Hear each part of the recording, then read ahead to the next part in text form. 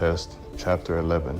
Yahweh spoke to Moses and to Aaron, saying to them, Speak to the children of Israel, saying, These are the living things which you may eat among all the animals that are on the earth. Whatever parts the hoof and is cloven-footed, and chews the cud among the animals, that you may eat. Nevertheless these you shall not eat of those that chew the cud, or of those who part the hoof. The camel, because it chews the cud but doesn't have a parted hoof, is unclean to you. The hyrax, because it chews the cud but doesn't have a parted hoof, is unclean to you. The hare, because it chews the cud but doesn't have a parted hoof, is unclean to you. The pig, because it has a split hoof and is cloven-footed but doesn't chew the cud, is unclean to you. You shall not eat their meat. You shall not touch their carcasses. They are unclean to you. You may eat of all these that are in the waters, whatever has fins and scales in the waters, in the seas, and in the rivers, that you may eat. All that don't have fins and scales in the seas and rivers, all that move in the waters, and all the living creatures that are in the waters, they are an abomination to you, and you shall detest them. You shall not eat of their meat, and you shall detest their carcasses. Whatever has no fins nor scales in the waters is an abomination to you.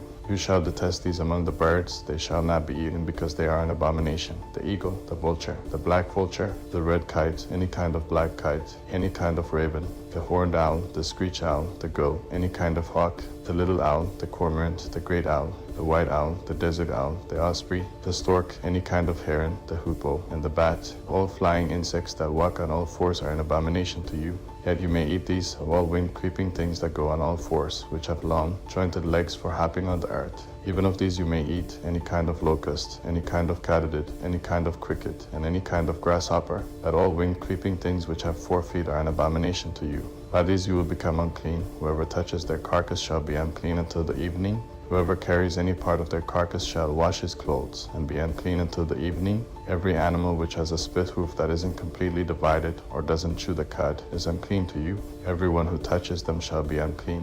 Whatever goes on its paws, among all animals that go on all fours, they are unclean to you. Whoever touches their carcass shall be unclean until the evening. He who carries their carcass shall wash his clothes, and be unclean until the evening. They are unclean to you. These are they which are unclean to you among the creeping things that creep on the earth, the weasel, the rat, any kind of great lizard, the gecko and the monitor lizard, the wall lizard, the skink, and the chameleon.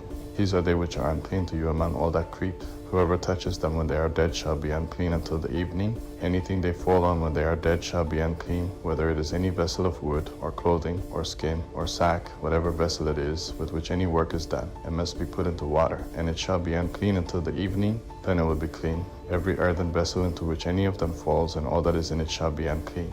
You shall break it. All food which may be eaten which is soaked in water shall be unclean. All drink that may be drunk in every such vessel shall be unclean.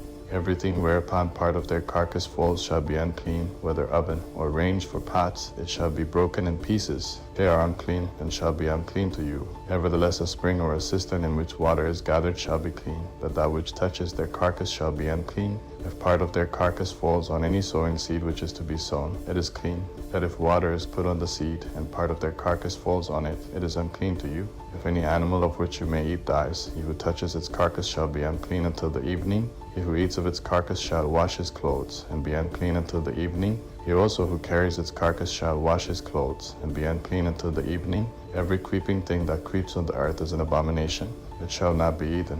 Whatever goes on its belly, and whatever goes on all fours, or whatever has many feet, even all creeping things that creep on the earth, them you shall not eat, for they are an abomination. You shall not make yourselves abominable with any creeping thing that creeps. You shall not make yourselves unclean with them, that you should be defiled by them. For I am Yahweh your God. Sanctify yourselves therefore, and be holy, for I am holy. You shall not defile yourselves with any kind of creeping thing that moves on the earth. For I am Yahweh who brought you up out of the land of Egypt, to be your God. You shall therefore be holy, for I am holy. This is the law of the animal, and of the bird, and of every living creature that moves in the waters, and of every creature that creeps on the earth, to make a distinction between the unclean and the clean, and between the living thing that may be eaten, and the living thing that may not be eaten.